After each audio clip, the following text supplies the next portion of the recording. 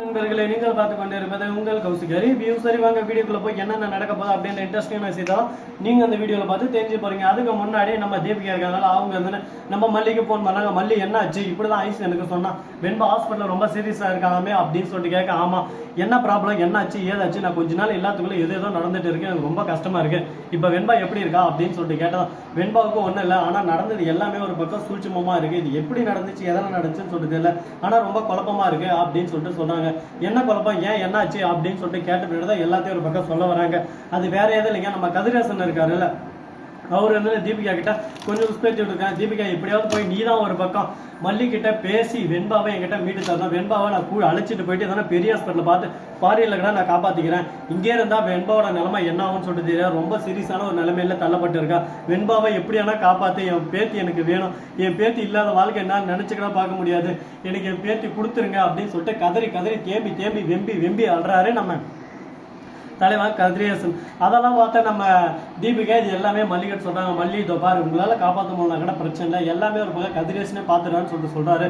வெண்பா உயிரோட இருக்கணும், வெண்பாவுக்கு எந்த பிரச்சனையும் வரக்கூடாது, அதுதானே நமக்கும் வேணும், அவளை விட்டு கொடுத்துடலாம், அதுக்கப்புறம் வெண்பாவுக்கு எந்த பிரச்சனையும் வராது அப்படின்னு சொல்லிட்டு சொல்றாங்க. இதை கேட்டதான் மல்லி ஒரு நிமிஷம் யோசிக்கிறாங்க. யோசிச்சு பார்த்துட்டு நீங்க சொல்றது கரெக்டான வாஸ்தவமான விஷயம் தான், ஆனா இதெல்லாம் ஒரு பக்கம் ஒர்க் அவுட் ஆகுமா, வெண்பாவை அவங்க கரெக்டாக பார்த்துப்பாங்களா அப்படின்னு சொல்லிட்டு நம்ம மல்லி கேட்குறா. மல்லி அதுக்கான பயப்பட வேண்டிய அவசியமே இல்லை, வெண்பா அப்படி வெண்பாவுக்கு எதனா ஒன்றுனா நம்ம வெண்பாவை திரும்ப அழைச்சிக்கலாம், அதெல்லாம் பிரச்சனையே இல்லை, வெண்பாவை அவங்க காப்பாற்றிடுவாங்க, அவங்க பொண்ணுக்கு அடுத்து வெண்பா தான் இருக்கிறது, வெண்பா எப்படியாவது காப்பாற்றி வெண்பா கூட இருக்கணும் அப்படின்னு சொல்லிட்டு நினைச்சிட்டு இருக்காங்க.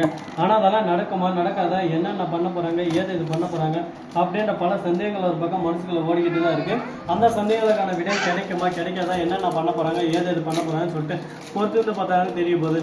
சரி, இந்த மாதிரி ஏதாவது பக்கம் போயிட்டு இருந்தாலும் அதே சமயத்துல மறுபக்கம் என்ன நடக்குது அப்படின்னு சொல்லிட்டு பாத்தீங்கன்னா, நம்ம விஜய் இருக்கார்ல, அவர் வந்து ஓப்பனா சொல்லிடுறாரு, இந்த பாரு மல்லி இதுக்கப்புறம் இது மாதிரி விஷயம் எதுவுமே என்கிட்ட பேசாத, என்னை பொறுத்த வரைக்கும் எனக்கு என் பொண்ணு என் கூட இருக்கணும், என் பொண்ணை எனக்கு காப்பாற்ற தெரியும், அதை விட்டு அவன் காப்பாற்றுவான் இவன் காப்பாற்றுவான்னு சொல்லிட்டாலும் என் பொண்ணை யாருக்கிட்டையும் நம்பி ஒப்படைக்க முடியாது, என் பொண்ணு என்னால் மட்டும் தான் காப்பாற்ற முடியும், என் பொண்ணு மேலே முழுசாக நான் நம்பிக்கிட்டு இருக்கேன், இந்த டாக்டர் காப்பாற்றுவாரு அப்படின்னு சொல்லிட்டு சொல்கிறாங்க. விஜய், நான் என்ன சொல்ல வரேன்னா, நீ என்ன சொல்ல வேணாம், நீ இதுக்கு சொன்னது பண்ணது இதுவே போதும், என் வாழ்க்கையில் மிகப்பெரிய ஒரு விஷயத்தை நீ உண்டாக்கி தந்துட்டு இருக்கேன், இதுக்கப்புறமும் தேவையில்லாமல் ஒரு பக்கம் சிக்கல்கள் பிரச்சனைகள் இது எல்லாமே ஒரு பக்கம் தொடர்ந்து கண்டினியூவா என்னால் பார்த்துக்கிட்டு இருக்க முடியாது அப்படின்னு சொல்லிட்டு சொல்லிடுறாங்க. இப்போ என்னடா பண்ணுறது ஏதுடா பண்ணுறதுன்னு சொல்லிட்டு தெரியாமல் குழப்பத்தில் குழம்பி போயிட்டு வாழ்வே மாயும் இந்த வாழ்வே மாயும் அப்படின்னு சொல்லிட்டு சுற்றிட்டு இருக்காங்க.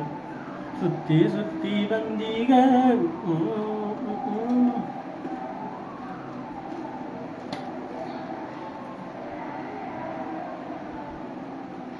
இந்த மாதிரி தான் ஒரு பக்கம் போயிட்டு இருக்கு. சரி, இந்த மாதிரி எல்லாம் ஒரு பக்கம் போயிட்டு இருந்தாலும் அதே சமயத்துல நம்ம மல்லி இருக்காங்களா, அவங்க வந்து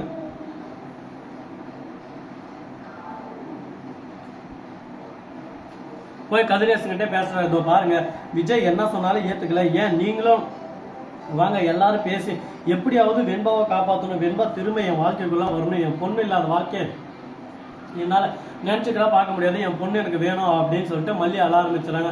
இதெல்லாம் பார்த்த விஜய்க்கு ஒன்றுமே புரியல. ஒரு பக்கம் என்ன என் நம்பிக்கை இல்லாமல் ஆடுறாளா, என்ன காரணத்தினால ஆடுறா, ஒருவேளை நான் வெண்பாவை அப்படியே விட்டுருவேன்னு நினச்சின்னு இருக்காளா, இது எல்லாத்துக்கும் காரணமே இவன் தான். இவன் தான் இந்த அளவுக்கு ஒரு பக்கம் ட்ராமா போட்டா, இந்த இடத்துல எல்லாமே நான் தான் பண்ணேன், இதெல்லாம் பண்ணுறதெல்லாம் பண்ணுறோம், அதுக்கப்புறம் அமைதியாக இருப்பானா அப்படின்ற மாதிரி ஏன் மேலே தான் எல்லா பழியும் வந்து சேரும். இப்போ என்ன பண்ணலாம் ஏது பண்ணலாம், இது எப்படி நம்ம தீர்வு பண்ணலாம், தீர்வு கொண்டு வரலாம் அப்படின்னு சொல்லிட்டு பல விஷயத்துல யோசிச்சுட்டு தான் இருக்காங்க. இந்த யோசனைக்கெல்லாம் தீர்வு கிடைக்குமா கிடைக்காதா, அடுத்து என்னென்ன பண்ண போறாங்க, ஏது இது பண்ண போறாங்க அப்படின்னு பல சந்தேகங்கள் ஒரு பக்கம் மனசுக்குள்ள ஓடிக்கிட்டு தாங்க இருக்கு. இந்த சந்தேகங்களுக்கான விடை கிடைக்குமா கிடைக்காதான்னு சொல்லிட்டு பொறுத்து வந்து பார்த்தா தெரிய போகுது. சரி, இந்த மாதிரி எல்லாம் ஒரு பக்கம் போயிட்டு இருந்தாலும் அதே சமயத்துல மறுபக்கம் நம்ம தீபக் இருக்காருல, அவர் என்னன்னு வராரு, வந்து விஜய் கிட்ட பேசுறாரு. விஜய், நீங்க கதிரேசன் கூட சேர்த்த வேணாம், ஆனா வெண்பாவை எப்படியாவது ஃபாரினுக்கு அழைச்சிட்டு போயிட்டு வெண்பாவோட உயிரை காப்பாற்ற போகலாம், வெண்பா இதே மாதிரி விட்டு இருந்தா லாஸ்ட்ல வெண்பாவை காப்பாற்ற முடியாது, டாக்டர் அதே தான் சொல்றாங்க. விஜய், உங்களோட இதுக்கோசம் நீங்க வரட்ட கௌரவத்துக்கோசரம் வெண்பாவை பறி கொடுத்துடாதீங்க, வெண்பாவை எப்படி இருந்தாலும் காப்பாற்றி ஆகணும், வெண்பாவை காப்பாற்றணும் அடுத்த சைடு ஒன்றும் பண்ண முடியாது, நீங்க இப்போ இமீடியட்டா ஃபாரின் போய் தான் ஆகணும், ஃபாரின் போனா மாதிரி தான் வெண்பாவை காப்பாற்ற முடியும் அப்படின்னு சொல்லிட்டு சொல்றாங்க. இதை கேட்டதான் என்ன பேசுறது ஏது பேசுறதுன்னு சொல்லிட்டு தெரியாம, ஏன்டா இந்த வாழ்க்கையில நமக்கு மட்டும் இந்த அளவு கஷ்டங்கள் நஷ்டங்கள் துக்கங்கள் துயரங்கள் எல்லாமே ஒரு பக்கம் சேர்த்து வந்து நம்மளை அடிக்குது, நம்ம என்ன தப்பு செஞ்சோம், நம்ம வாழ்க்கையில பண்ணது ஒரு தப்பும் இல்லை, ஏன் நமக்கு மட்டும் இந்த அளவுக்கு ஒரு பக்கம் கஷ்டங்கள் நஷ்டங்கள் துக்கங்கள் துயரங்கள்னு ஃபீல் பண்ணிட்டு இருக்காங்க. இந்த வேதனை இந்த சோதனை எல்லாமே கொஞ்ச நாளைக்கு தான், கொஞ்ச நாள் ஒரு தலைவா அப்படின்ற மாதிரி தான் ஒரு பக்கம் போயிட்டு இருக்கு. பாப்போம் என்னென்ன பண்ண போறாங்க, எது பண்ண போறாங்கன்னு சொல்லிட்டு. சிக்கல்கள் எல்லாமே ஒரு பக்கம் தீர்ந்துட்டு எல்லாமே நல்லபடியா நடக்கும் அப்படின்னு சொல்லிட்டு நம்பிக்கிட்டு இருக்கோம். அது போல நடக்குமா நடக்காதா, என்னென்ன பண்ண போறாங்க, எது பண்ண போறாங்கன்னு சொல்லிட்டு பொறுத்து வந்து பார்த்து அடுத்த வீடியோவில் தெரிஞ்சுக்கலாம். அது மட்டும் இல்லாம நம்ம ராஜேஸ்வரி இருக்கால, அவருக்குன்னு ஒரு பக்கம் இந்த கேப்பை பயன்படுத்திக்கிட்டு எப்படியானா விஜய் கிட்ட வந்து சுத்த அடிக்கணும். இப்போ விஜய்க்கு 2 கோடி தேவை, ஆனால் அந்த ப்ராப்பர்ட்டி விற்கணும்னா அதுக்கு நம்ம ராஜேஸ்வரி கையெழுத்து போடணும். அதுக்கு மேலே 40 கோடி நிற்குது. அந்த 2 கோடி 10 கோடியவே உங்களுக்கு தந்துடுறேன், எனக்கு பிரச்சனை இல்லை, எனக்கு 30 கோடி தந்துடுறியா சொல்லு, இப்போ நான் கையெழுத்து போடுறேன் அப்படின்னு சொல்லிட்டு ராஜேஸ்வரி அந்த இடத்துல செக்மெண்ட் வைக்கிறாங்க. விஜய் வேற வழி இல்லாமல் எனக்கு ஓகே அப்படின்னு சொல்லிட்டு சம்மந்தம் கையெழுத்து போட்டு வந்தாரு. ராஜேஸ்வரி 10 கோடி கொடுத்துட்டு அப்பாடா 30 கோடி கிடைச்சிச்சு, இனிமேல் நம்ம வாழ்க்கை நம்ம படி இருக்கோம் அப்படின்னு சொல்லிட்டு சந்தோஷப்படுறாங்க. ஒரு பக்கம் என்னதான் சந்தோஷப்பட்டாலும் வாழ்க்கையில ரொம்ப கஷ்டப்படுவேன், பணம் தான் முக்கியம்னு சொல்லிட்டு சொந்தத்தெல்லாம் விரட்டி அடிச்சுட்டு போறேன், அந்த பணமே ஒரு நாளைக்கு உன்னை காப்பாற்றுமான்னு சொல்லிட்டு பொறுத்து வந்து பார்த்தா தெரிய போகுது, அப்போ ஃபீல் பண்ணுவேன் அப்படின்னு சொல்லிட்டு இருக்காங்க. இப்போ என்னென்ன பண்றது எது பண்றது அடுத்த வீடியோ பார்த்து தெரிஞ்சுக்கலாம். இந்த வீடியோவை பிடிச்சிருந்தா லைக் பண்ணுங்க, கமெண்ட் பண்ணுங்க, ஷேர் பண்ணுங்க, டிண்டிங் மேலே தட்டி விட்டு போங்க. அப்பதான் நாம் போகிற அடுத்த வீடியோ உங்களுக்கு கூட நோட்டிஃபிகேஷன் வந்து கொண்டே இருக்கும். மிக்க நன்றி, தேங்க்ஸ் ஃபார் வாட்சிங், டாடா, see you, நன்றி, வணக்கம், வந்தனம், வருகை, தருகிறேன்.